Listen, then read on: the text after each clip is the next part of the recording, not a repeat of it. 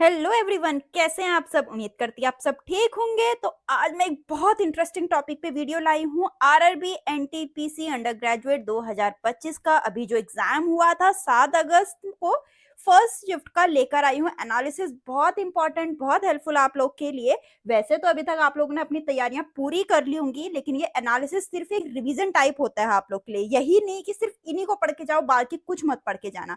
बाकी मैं जितनी भी एक्सप्लेनेशन लाती हूँ पूरा आप लोग के लिए बहुत हेल्पफुल होता है। अगर एनालिसिस का कोई एक क्वेश्चन आ रखा है तो उसका मैं एक्सप्लेनेशन भी लाऊंगी। अगर क्वेश्चन फर्स्ट शिफ्ट में पूछा गया तो उसका एक्सप्लेनेशन आपसे सेकंड शिफ्ट में पूछ लिया जा सकता है, ठीक है। क्योंकि पूछे ही जाते हैं, 2-4 क्वेश्चन भी अगर फंस गए आप लोग के लिए तो बहुत अच्छी बात है। तो बिल्कुल ध्यान से सुनना, लास्ट तक बने रहना। ये एनालिसिस आप लोग के लिए बहुत इंपॉर्टेंट है, इसलिए मैं ज्यादा समय नहीं लगा रही हूँ, ठीक है। सीधे स्टार्ट करते हैं। और जो क्वेश्चन मुझे आप लोग ने बताए हैं वही मैंने ये दे रखे हैं, ठीक।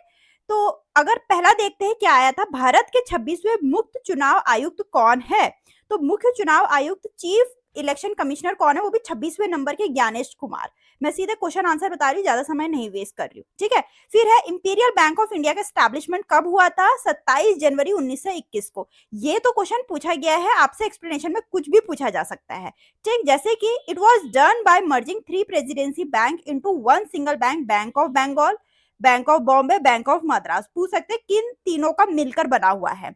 30 अप्रैल 1955 को इंपीरियल बैंक ऑफ इंडिया का नाम बदल के स्टेट बैंक ऑफ इंडिया कर दिया गया, ठीक। फिर है 1857 के विद्रोह का प्रतीक क्या था, वो था कमल और रोटी। सिंबल पूछ रखा रिवॉल्ट ऑफ 1857। ये भी पूछ सकते हैं रिवॉल्ट ऑफ 1857 क्या है। ब्रिटिश शासन के विरोध पहला बड़ा विद्रोह, जिसे 1857 का प्रथम स्वतंत्रता संग्राम भी कहा जाता है। इसके कॉजेस क्या क्या है, राजनीतिक विलय, आर्थिक संकट, सामाजिक धार्मिक हस्तक्षेप और सैन्य भेदभाव। कुछ भी पूछा जा सकता है, ठीक है। यहाँ पे सिंबल पूछा तो आप लोगों से ये क्या है और कॉजेस भी पूछ सकते हैं। फिर हम एक क्वेश्चन था ग्रीन रिवॉल्यूशन से कि कब शुरू हुआ, 27 जनवरी 1921 को, ठीक है। भारत में हरित क्रांति की शुरुआत कांग्रेस नेता लाल बहादुर शास्त्री के प्रधानमंत्रित्व काल में पंजाब राज्य में हुई थी। इसे तीसरी कृषि क्रांति के रूप में भी जाना जाता है। नॉर्मन बोरलॉग को विश्व में हरित क्रांति के नाम से भी जाना जाता है। भारत में डॉक्टर एम एस स्वामीनाथन को हरित क्रांति का जनक कहा जाता है। क्वेश्चन कुछ भी पूछा जा सकता है, इसीलिए मैं कह रही हूँ आप लोग ये मत कहना सिर्फ क्वेश्चन और आंसर बताइए, एक्सप्लेनेशन से भी पूछा जा सकता है क्वेश्चन अगले शिफ्ट में। नेक्स्ट है 61वें संविधान अधिनियम 1988 किससे संबंधित है। मतदान की आयु 21 वर्ष से हटाकर 18 वर्ष की जाए, ठीक है। यह अनुच्छेद 327 में संशोधन करके लागू होता है। फिर है भारतीय रिजर्व बैंक के डिप्टी गवर्नर अप्रैल 2025 तक कौन है, पूनम गुप्ता, ठीक है। सुश्री केजी उदेशी भारतीय रिजर्व बैंक की पहली महिला डिप्टी गवर्नर थी, ठीक। पूछ सकते हो कि पहली है महिला तो पूछ सकते हैं। नेक्स्ट क्वेश्चन है आधुनिक आवर्त सारणी का आविष्कार 1913 में डैश द्वारा किया गया। किसके द्वारा किया गया, हेनरी मोस्ली के द्वारा किया गया, ठीक है। और आधुनिक आवर्त सारणी कुल 7 आवर्त और 18 समूह है। कितने आवर्त है, कितने समूह है, कुछ भी पूछा जा सकता है। कोशिका का पावर हाउस क्या है, माइटोकॉन्ड्रियन।